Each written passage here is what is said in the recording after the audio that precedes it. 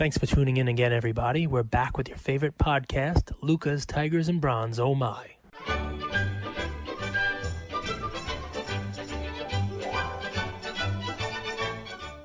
Gentlemen, welcome back to another episode of Luca's Tigers and Bronze. Oh my.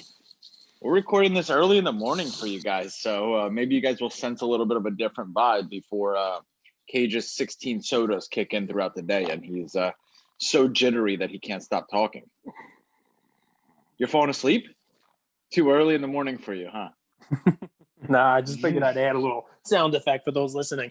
You know, that probably sounds weird to folks. I forget sometimes that even though you and I can see one another here, that most of the people are just listening to us. So that was me snoring, not snorting. I was not doing Andrew's favorite white substance this morning. It was just, pretending I was asleep. They know I don't do that stuff. They know I don't do that stuff. Well, I wish you guys could see this handsome guy's hair this morning. He's got like a coif going on here. It's very this is Saturday Night Fever he's got going on right now. He's got a little 70s disco hair. Yeah, depends on the day. It's kind of mullety. It's kind of like a mullet. Some days it's like surfer look. It really just depends. It depends. It's got a mind of its own at this point. So you look happy this morning, man. What's going on? Are you excited about the holidays coming up? You excited the family's coming down? What do you got? What's exciting you this morning? What you got? Like a smile going on there.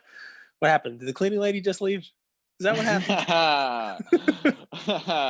Oh, that's a yes. What am I excited about? I'm excited about Luca Nation, and I'm excited about our community. And something I want to do in these next two and a half weeks before the holidays is we want to do a giveaway every week. Nice. And I'm actually giving away a card today. I'm going to post it a little bit later today or tomorrow of my guy, of the player that I'm going to bring a play for you today of him, and I'm going to give a card away. And it's a sick card. It's a Kobe Fleer 2003, but it's got Timmy Duncan in the background, which I think is so cool. That's actually a perfect card for Tim Duncan, right? Because he's like the behind the scenes guy. No personality, but just a ton of fundamental and performance. But it's Kobe, Tim Duncan, and I got it from Steve. I got it from Sportrepreneur, and I was like, man, this would be a great giveaway card. So keep your eyes open for that. I like it. And it's a PSA 10, and it's got two all-time greats on the same card, which is always a cool collectible. So it's a not-so-secret Santa. It's Santa, and you guys gonna know who Santa is. It's not a secret. It's your man, Andrew Goldberg. I've never been good at keeping secrets, Cage. No, I guess that's a good thing. So one time my parents were surprising their friends in Mexico for New Year's. Like their group of friends went down there. There was like 20 of them. And they wanted to surprise them by flying in late. And then they have this like panda bear suit. My mom and my dad have matching panda bear suits.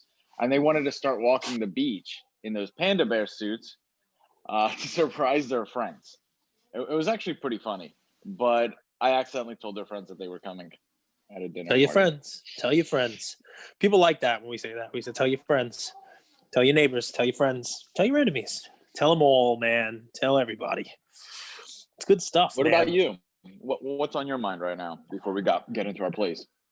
The Santa better get cracking soon because they're shipping delays on gifts. So Santa and I don't know who brings Hanukkah presents to the kids.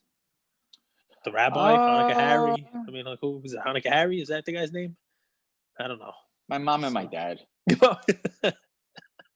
All right, there you go. Well, mom and dad better get cracking on those presents because I'm here in the post office, and this is relevant for our card brethren out there. Give the post office a little patience, guys. I see one of our friends, Preston Amato, sent us a picture of one of his packages. Sent it into Luca Nation submission. He sent it like 2 weeks ago. I think he sent it from New Jersey to New York, and it's currently sitting in Washington, D.C. I'm making those places up, but that's what the map looked like. He's supposed to be sending it across the country, and somehow it wound up very south of where it was supposed to go, and it's kind of just sitting there. So there's going to be a lot of that, guys. I mean, like a family used to work for Macy's, and they just told me like Macy's stuff was like Black Friday and Cyber Monday. Like the post office limited the amount of packages that Macy's and some of the other companies were allowed to send because they reached their maximum allowable amount, which is insane.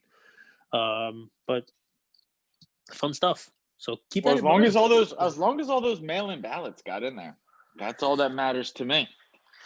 Because I'm all for a fair and honest election. I'm not. I remember I gave a Joe Biden card play, so I want the election to stay exactly the way it is. Go Joe Biden, PSA 10. So I was thinking about this today. You know, It we doesn't always talk impact the about cards. I don't care. So that's no, all. But go ahead.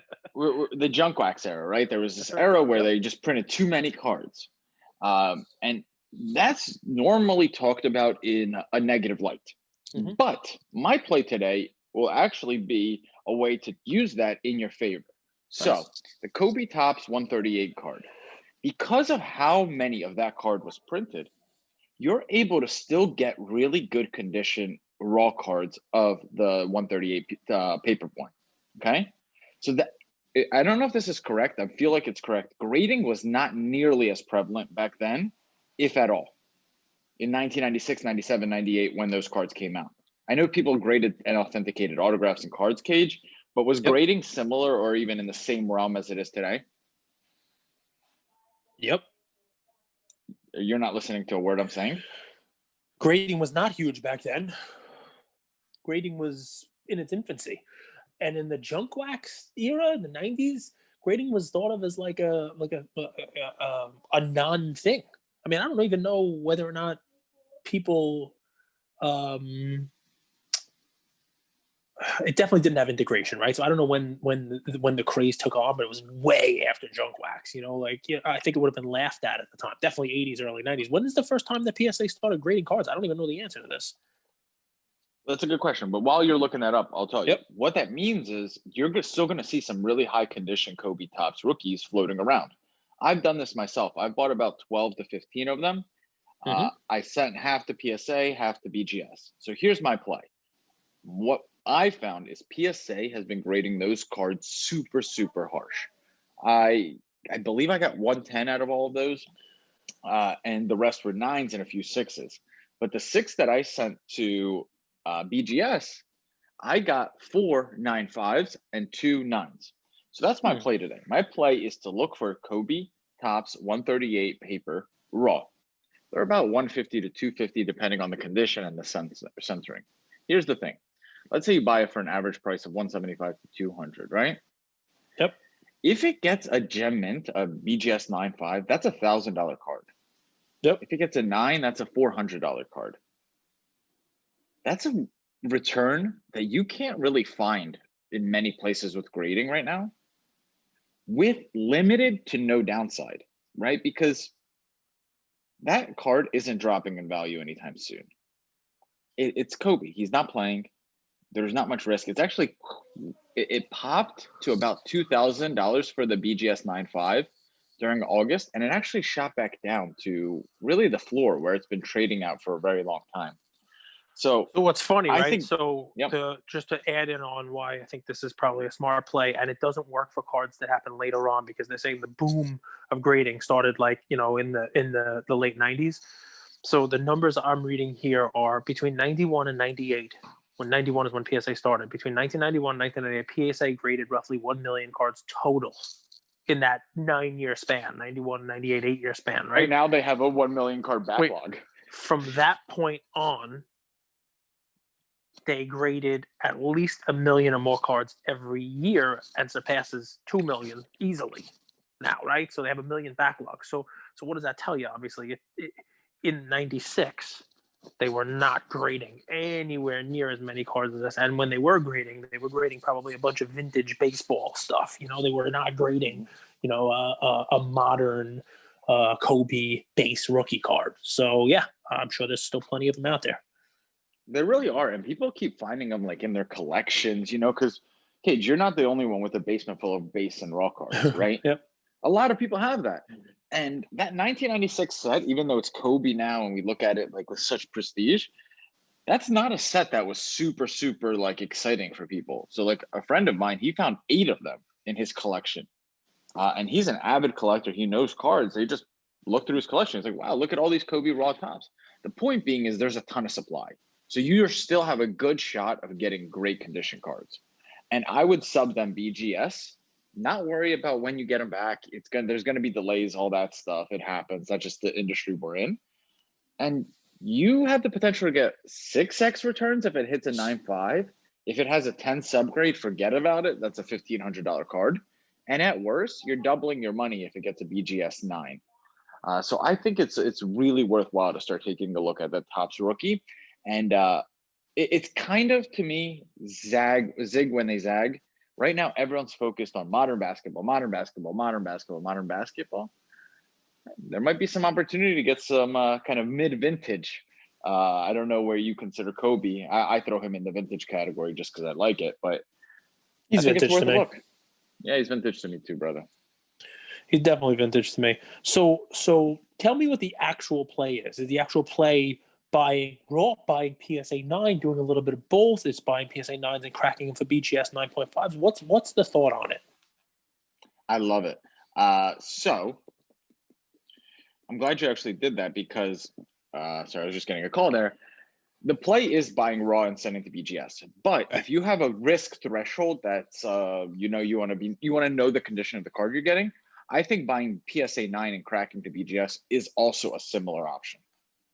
Especially the recently graded PSA, because they graded those harder than I've ever seen. And if you send it to BGS, do you send it in the PSA 9 case or you crack it out and send it? Always crack it? Oh, for that kind of card, it's not that scary to crack it. All right. And what should people be looking for on the raw pricing and the PSA 9 pricing? About the same? No. PSA 9 pricing is like 400, 450, maybe 500. Yeah, but a BGS 9.5 is $1,000. Wow. And how much of the raw approximately? There's a lot of fluctuation because there's a lot of centering issues. You obviously have to look at the photos, but some sell for 100, some sell for 250. It really depends on the condition. So guys, I would actually say centering isn't the biggest deal because a 9 subgrade, but really sharp corner, surface, and edges with BGS will still net you about a $900 payoff with that with a 9 subgrade. All right.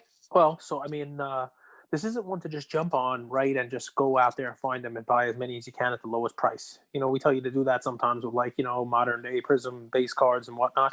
But really take a look at the pictures. What Andrew's telling you here is that, the difference between buying a card that might actually grade well and not is in the investigation, in your diligence, and checking out the pictures in the listing. And this kind of dovetails, I like that word, with what Andrew brought you with the snowballing, you have to use your brain on these things, right? Which card is the right one to send in for a 45-day or a 20-day, right? You have to use your mind on this one, right? Don't be penny wise and pound foolish. It's the same thing with this, right? Just as the 20-day might cost you $10 or $12 more or $11 more than a 45-day sub, you're making that money back. The same thing here. It might be smarter for you not to buy the cheapest example of this card that's sitting on eBay, right? If you find one that's $150 or $130, and then you find one that's got better centering, better pictures, better corner, and it's $165 or $170, that extra 15 or $20 to buy the better copy of the card is money well spent because you're giving yourself a better chance of getting a grade that's going to really maximize your profits. Those ones that are on the bottom of the spectrum of the pricing, they're there for a reason. Those are the ones that have been passed over. So, yep. Yeah, and don't buy price. Don't buy price. Buy value and worth, right? So, like, if you buy one that's the cheapest, but it has the potential to maybe be a BGS 8 at best, you're buying price. If you are buying a card that is maybe $100 more expensive, but its ceiling is a BGS 9.5, there's value there. So you want the value, you don't want the price. So eBay's tough. You got to think of eBay almost like a personal card show, like an in-person card show, which is the way I used to buy cards. And you know what? There'll be 5 tables with people with Kobe's, and one or two of the tables will have 3 or 4 Kobe's in a stack. And what you need to do is walk around that card show and pick up each one of the Kobe's that's there and look at it. You need to grab it. You need that stack of 3. You need to find which one's the best of those 3 and pass on the other 2. You need to walk around to the other tables and see whether or not you find the best one at the show for the best price that you're willing to pay for it. So it's the same thing as eBay. It's just a little more, a little more tedious when you're doing it on eBay. Can I get a little bit heady here for a second? No, of course. So we have this thing in our brain that's called our RAS, it's called a reticulator activating system. Is basically your filter for life.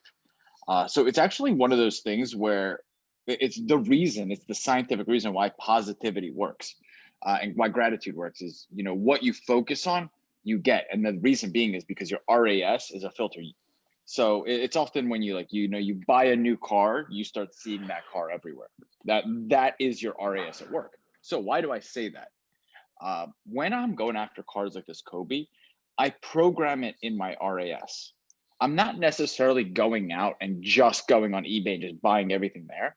I put out the intention into the world that this is the card that I'm buying, and I start to see it everywhere. I start to go on Facebook groups and see people selling Kobe rookie lots. I go on eBay and start seeing it. You go on Mercari and start seeing it. You start to see it if you program your mind to it. And that's what I would recommend, because you don't have to pick up this card and get 10 of them in one day. You could pick up one of these Kobe rookies every month. It's just a great cash flow game. So that's how I would go about it. I wouldn't rush to buy these. I would search out for, this is what I'm looking for. This is my price range. I need it to be great condition. And then these opportunities, I believe in this, start presenting themselves once you get the mindset down right. I love it. My reticular articulated syndrome. Reticulator activating system, RAS.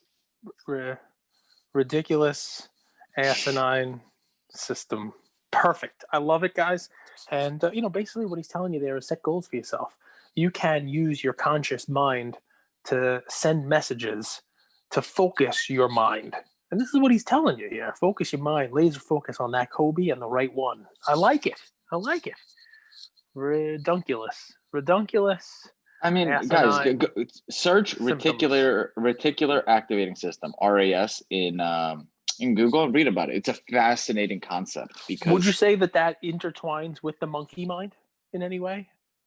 No, it sits on the front of the monkey mind. It's your filtering system, because if you think about it, think about how many things happen in a day in life. You know what I mean? If all of these stimuli kind of penetrated your mind, dude, it would go crazy. You wouldn't be able to handle it. There's too many things going on. So your mind has this. Just chase the shiny objects. I love it. That's your monkey mind. Chasing shiny objects is the monkey mind. Well, listen, guys, while I love talking about my, my radiating artery syndrome, and other initials that are out there, I'm going to give you a play, and mine is as obviously. I'm going to give you the peripheries around this, and you're going to tell me who I'm talking about, right? I mean, just one of the easiest plays in the world, right? It's basketball. I'm coming back to basketball. It's 2013 Prism. It is. It is a great basketball player from 2013 Prism. It is his rookie 2013 Prism card, right? And the guy that I'm talking about, like I said, everybody knows him, right? We're talking about an all-star. Let me do stuff. We're talking about an all-star. We're talking about an improved player. We're talking about that year, a rookie. We're talking about a defensive first team player, an NBA all-star. We're talking about a big time player with his rookie in an early pick, obviously. And we're talking about his rookie with 2013. The COVID creator. He touches all the microphones all over America. So when you think 2013 Prism, like the guy, rookie from 2013, you think Rudy Gobert? No. It's Who Giannis. Are you thinking? So you're thinking Giannis, because I gave you all the stuff, right? This guy is great. I mean, he fills all the stat sheets. When he's playing 20-something points per game, he fills up the rebounds, the assists. This guy I'm talking about. Unfortunately, his cards are a little down because he had an unceremonious exit from the playoffs at the hands of the Heat, right? It's Big G. So it's not Giannis. It's Victor Oladipo. No, it's not. Everything I just said applies to Victor Oladipo. 2013 Prism rookie, high pick, all defensive player, NBA all-star, had an unceremonious after scoring 25 points in that elimination game, knocked out of the playoffs by the Heat. Not Giannis, Victor Oladipo. Now, here's why I bring you Victor Oladipo today. Because of all those things I just said, and obviously I led Andrew down the path of saying Giannis, and I let a lot of you down the path of saying Giannis because we all know the price of Giannis's 2013 Prism card. And listen, Giannis is not Victor Oladipo, and Victor Oladipo is not Giannis. It's basically been 2 years since the guy was healthy. But he came back, and in his game 4 in the bubble, right? I mean, I think he put up 25 points in that, in the last game in the playoffs there against the Heat. He looked good. He's got some bounce to him. I'm sure there'll be some load management. The guy, he tore his quad. There's been some stories about him trying to be traded out of Indiana. But here's a guy on an improving team, a team that was good in a weaker conference, who, if he's healthy, is a real bounce back candidate this year. And he's got a rookie in 2013 Prism. And we've been telling you go out and buy Brandon Clark cards for up to $15 for his Prism rookie, right? And we've been telling you to go out and buy all of these people. I mean, name a rookie for me right now, right? I mean, people are buying Keldon Johnson of the Spurs for $15. People are buying Cameron Johnson. People are buying guys who haven't even played at all. People are buying guys on the prospect, the promise. And this kind of goes with what I talked about yesterday. Don't miss the forest for the trees. There are people who have a track record who have done this. Would you be surprised, Andrew, if I told you that my play today is the 2013 Prism number 276 Victor Oladipo rookie, just a base card. You want to go out there and buy a PSA 10 of it, that's fine. You want to go try to find a silver, that's fine. But I was watching an auction yesterday, and I was shocked to see what it ended at, including free shipping. Yesterday, that Prism, I imagine it's probably a Tyler Hero price, $20, $12.50, including shipping. Yeah.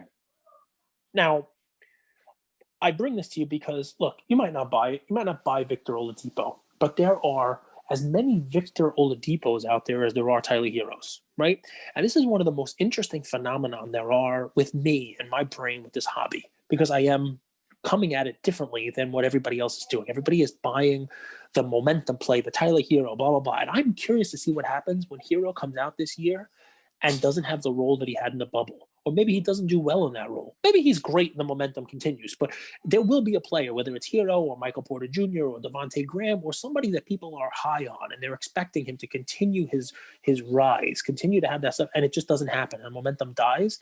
What happens to those prices? Do they just completely collapse? Because those people have no track record, none. Somebody like Victor Oladipo did. I mean, he averaged 24 points for a season before he got hurt, right? I mean, this is a guy who was the best player on a very good team for quite some time, right? And now he's out of sight, out of mind, and he's injured. And he's one of those guys, we talk about momentum. Can he get some momentum back this year? And then what happens? And my favorite part about a guy like him, I'll try to bring you more guys like this. One, no one's looking at him. Everybody's looking at Cam Johnson and Cam Reddish and Cam Newton. I just wanted to say a third Cam. Everybody's looking at all these NBA players, these prospects, these Prism. You can't even get any Prism. The wrong Luka costs $20 now. I mean, it's absurd, right? So I would love to bring you guys more plays where I think there's money to be made where no one else is looking right now. Don't jump on the fourth option of the Phoenix Suns rookie card. Jump on a card that's half the price, there's half the pop of in graded, and it's a guy who potentially goes out there and scores, 20 points a game for a good part of the season, and maybe the card doubles from the $12 attack to 25. 25 is what we're paying for these guys who have done nothing now. So it's really just a level setting, right? It's a what are you expecting from this stuff? And if you're buying these prospects, not to hold them long term, if you don't want to be a Keldon Johnson collector for the next 10 years, but you're buying his card because you expect him to get into the starting lineup and score a bunch of points and then flip him for more than you're paying, it doesn't have to be this year's crop of rookies to do that. There are other guys out there, guys who have a track record who maybe are coming back. I would say the same thing almost applies to the great Steph Curry's cards are a little bit beaten down because of his injury. I mean, there's a lot of guys on the list. Obviously, I'm not comparing Oladipo to Steph Curry, but this is where my mind is looking because I believe that a lot of the more obvious plays have already run up in the preseason. Yep. We've seen a significant run up on the Trays and the Luka and even Giannis is coming back up. He's not where his highs were. But the next look for me is, ones you got to peel back the layers on a little bit. Somebody like Victor Oladipo. And my play for you today is that Prism base rookie card, which you can get pretty inexpensive. Well, to me, the comparison with Victor Oladipo is actually Tyler Hero and Michael Porter Jr. That was Victor Oladipo coming out of college. People were like, wow, this guy's so Yeah. athletic, Yep. but his game Second is pick, very right? raw. I think he was picked number 2. Second pick, but he's very athletic, but very raw. Same thing that people say about, Tyler Hero. Same thing that people say about Michael Porter Jr. They've got all of these elements that can be so good, but they need to work on this, this, and this. But that's the same thing with Oladipo, except Tyler Hero and Michael Porter Jr. haven't really proven anything. So people are buying the hype, and their prices are 2 to 3x what someone who's had a good NBA career that might not even need to become it in the MVP race. He could just be an all-star or improve a little bit. And that card goes from 12 to 25, and you've doubled your money. And maybe they trade him. Might go he to the wanted Magic. out of it. Yeah, I mean, listen, I heard rumors about him going to the Knicks. I mean, it's irrelevant about what team, but a guy like that, if he's playing decent ball and they trade him mid-year, his card doubles just on that news based on the new team he's going to. I mean, so there are other ways to do this, guys, and that's what I try to bring your attention to. I will tell you, you can watch any sports card investor out there behind paywalls, in front of paywalls, underpaid buildings, and no one's giving you that play. And that's the one you want to look at. That's the one you want to do, because you're not competing with everybody. You're not buying Brandon Clark when everybody else is buying. You're not buying, Tyler Hero. You're not buying what everybody else is telling you to buy. You have to start, think a little differently, right? Think outside the box, as they like to say, right? And I think there's money to be made on plays like this. There are these like trends in the hobby, right? So like a draft Prism set box comes out, people go after Zion and Ja. Then the lower tier guys have monster games, 1, 2, or 3 monster games, and people start buying their cards just based on hype. This guy could be huge. This guy could be huge. You see the cards rise exponentially, and then they fall off a cliff. They find a level, and then they start moving up organically. You see that pattern, right, Cage? Yep, 100%.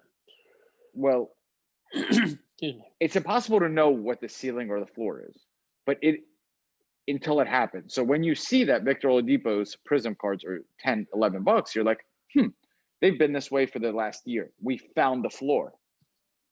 Whereas with Tyler Hero, Michael Porter Jr., Shy, Bol, all of these prospecting guys, you don't know their floor or ceiling. They're still in the hype train, right? Because they haven't done much. So I think the strategy and the plays are very, very smart. Well, we're trying, guys. We are definitely trying. It's one of those plays where, as we go forward, I'd look for a Victor Oladipo 2 months ago, and maybe you're able to buy in bulk and buy 10 of them at $10 each. I mean, who knows? But there are probably people who will be looking at him. I know if he comes out of the gate, the card won't be $12 or $13. Literally, look at the auction yesterday, $12.50. So that's too cheap. I mean, what Prism rookie or first or second year guy are you buying for $12 right now? Literally, Brandon Clark was who we gave, right? And that's a guy who's never even started, right? He might not be a starter on his team this year. Whereas Oladipo, there's a ton less because they weren't mass producing it in 2013 the way they're producing it now, and the guy's been an all-star and the whole deal. And I get it. And this is part of a bigger conversation, right? People are not buying based on the stats. We talked about this yesterday. People are not buying based on whether or not somebody can score 20 points and rebounds and assists and whatnot. They're buying on the potential, rather than the actual. So it's an interesting thing. It really is. It's kind of what we talked about. Because if they were, like, another guy that comes to mind is Donovan Mitchell. I think he's had a bit more success than Oladipo. Yeah, but that's the same thing, right? Like, Donovan Mitchell is less than a Tyler Hero card, which I think is a mistake. But because I think there's still some upside. He's still young. I mean, Oladipo's been around for a long time, and I think you kind of know what you're going to get out of him. And I'm not telling you to buy this card because he's going to take leaps and bounds in his game and become the next LeBron. I'm not telling you to make him a cornerstone in your collection. I'm just telling you I think his card is a nice play. Too cheap now for somebody who's been out of sight, out of mind for 2 years. And when he did play in that bubble, while his team didn't win, obviously he put up some points, and he looked like he was rounding back out. And I'm sure his team's going to be smart with him coming back. Like I said, load management. When they have back-to-back games, they probably won't start him. They might not play him. But it's an easy way to manage minutes for somebody like that. And I think that they'll keep him fresh. And I think look, I think also, if you look him up, he and the team have a little bit of a rocky relationship. I think that they'd like him to go out there and score some points, and then they can move him, maximize his value. And there's something to be said about that too, right? A team wants to get rid of you. They showcase you in the first month of the season, and you're scoring all these points. They increase your trade value. So yes, they do. That's a big deal, by the way. So that's it, guys. I mean, I'm sure you didn't tune in today thinking that a 2013 Prism Victor Oladipo was going to be the play, but I'm not apologizing for it. You should be thanking me for it, because it's the only time you're going to hear something like this. And really, what are we in this for, right? Yeah, we want to have fun, and yeah, it's a hobby, and yeah, we're building up our PCs, but it's easier to build up your PC when you're making money on your plays, and this is a money-making play. It just is. I mean, this is one where there is very little downside. So you buy it at $12.50 and he hurts himself again. What does it go down to? $10? I mean, it's already at or near the bottom of what this card's going to be anyway. Someone will hold it for next year at that price. But if he comes out and does anything, and you're sitting there looking at the options of buying a Luka Samaniak base Prism or a Victor Oladipo Prism, you're going to spend your money on that Oladipo. That's just me. It's just my thought, right? You're hilarious, brother. You should be thanking me for this play.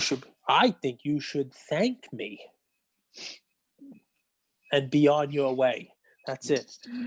Either way, I don't care what you think you are entitled to.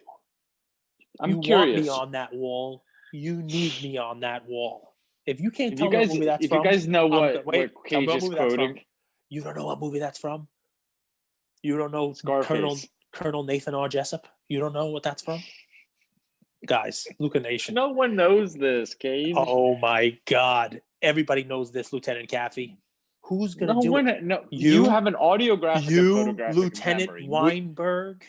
Us muggles here, us normal people, we don't remember these offshoot movies. I know that reference. That have a box office of $33,000. Muggles, dude, this is an American classic movie. I can't even believe.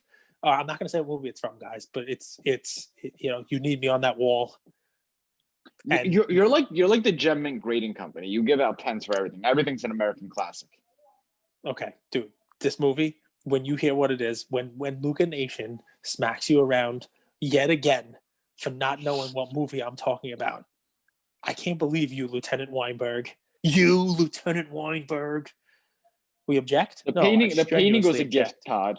I'm taking it with me. The painting was. I'm taking it with me. That is Wedding Crashers. Correct? Luca Nation, yes. Worf had an amazing post, and I wouldn't bring this up, but I've been thinking about this exact thing for a long time. So it's amazing that Worf posted this today, and I highly recommend you go take a look at it. It's the Worf Sports Cards on Instagram. But he basically talked about rookie versus second-year cards. And I think it's a fascinating investment. And I actually brought you guys, one of his analysis was the LeBron Chrome 2003 versus the LeBron Chrome 2004 card. And I've personally felt the second-year cards are underpriced, but Worf did an amazing write-up. He did some analysis. There's data to it. So I highly recommend going to take a look at that post, because for me, it's been interesting, and it's a market I've been monitoring, rookie versus second year. All right. Maybe we'll do another episode about it. Thanks, Luca Nation. We hope you enjoy this. We love the response we're getting on a bunch of our posts. We're getting a lot of people asking to get put in the Instagram chat rooms. Go right ahead and do that. Also, we had requests. If you're interested in joining one of those groups, go ahead and just send us a message, and we'll get you in one of those groups. So that's awesome. Here's something I'm going to ask you to help me with here, Andrew. A couple people reached out to me, Christmas gifts. I have them myself, not only the photo studio, but one of the cases, Shop Gem Mint, because it is like the hot Christmas gift item of the year, right? Something to put your slab cards in. And we've worked with Shop Gem Mint. You let them know a code for discounts and the whole 9 yards. Yes. Short answer is, if you're thinking of buying from Shop Gem Mint, message us, DM us. But the code is Luca Nation. Nice Luca Nation will get you, I believe. Say again? It was $10 off 50, right? Awesome. So it's not even product specific. It's just amount specific, right? Yep. Awesome. $10 off 50 with free shipping. There you guys Yeah, and have he's got it. a pretty Luca cool Nation. case. One of those slab cases where you put your actual like PSA graded cards in it and stuff like that. It makes it really cool. Any collector you have there, or just send the link to your wife, your girlfriend, your boyfriend, your neighbor, your enemy, whoever's going to be buying you this year, Secret Santa. Go ahead and tell them, hey, this is what you can buy me. I sent that little hint out to a couple people myself. I love the case. Okay, well, I have a bone to pick. Nice. Let's hear it. I thought we were done with this episode. This is like a bonus. Softest team in the NFL. The Cowboys are a joke. A joke. And I'll tell you why I say that. I had no money, $0 on yesterday's game. But that was a game that the Cowboys should have come in and upset the Ravens. And they had no bark. They weren't even in contention. Why do I say that, Cage? You're looking at me. Andrew's crazy. Why would he say that? The Ravens have come off 4 really difficult games. Okay? Lamar is playing horrible. He went 12 of 17 for 100 yards throwing. The Cowboys had 10 days. Oh, let me rephrase. 12 days to prepare for this game. It was essentially a bye week game for them. They're still in the playoff hunt. They're 1 game behind the Giants. This was a game versus the reeling Ravens. The reeling Ravens. Yep. That they should have come in and at least put up a fight. They were up 10-7 in the second quarter. They lost 34. Yeah, they were winning. They're winning 10-7 as they did come out and try to do it, but there's only so long a bad team can stay with a good team. That's really what they were up 10-7 in the second quarter. They were winning, and then Andy Dalton's only going to not make mistakes for so long, And Lamar Jackson did his thing. That was your 10-6 team. Yes, and I did not expect this season to go the way that it did. I will 100% tell you that. They have no cojones. They have no cojones. No marbles. They have no marbles. No. Does anyone know what movie that's from? What don't they have, dude? Look at this is their wide receivers. They have Amari Cooper, CeeDee Lamb, and Gallup. That's a decent threesome up there in wide receiver. They have Ezekiel Elliott as their running back. Yes, what's their beef? Very good. What's their beef? Why can't they be in games? Where's the beef? They have They have a lot of holes in that team, and the success of the Cowboys this year was not really based on the fact that they were going to be great, but the fact that they were playing in the weakest division possibly in the history of the NFL. I love that storyline. By the way, look, sure the Cowboys have won yesterday. They put up a decent fight for about a half the game.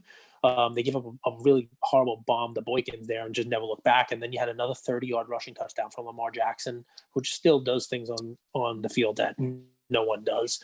I think he has the most rushing touchdowns of any quarterback of 30 yards or more since ever. I think so. I mean, I think it's just amazing what the guy can do when they let him do his thing and when he's playing against a team that's not going to stop him. But the interesting storyline is there have been teams that have had losing records and made the playoffs.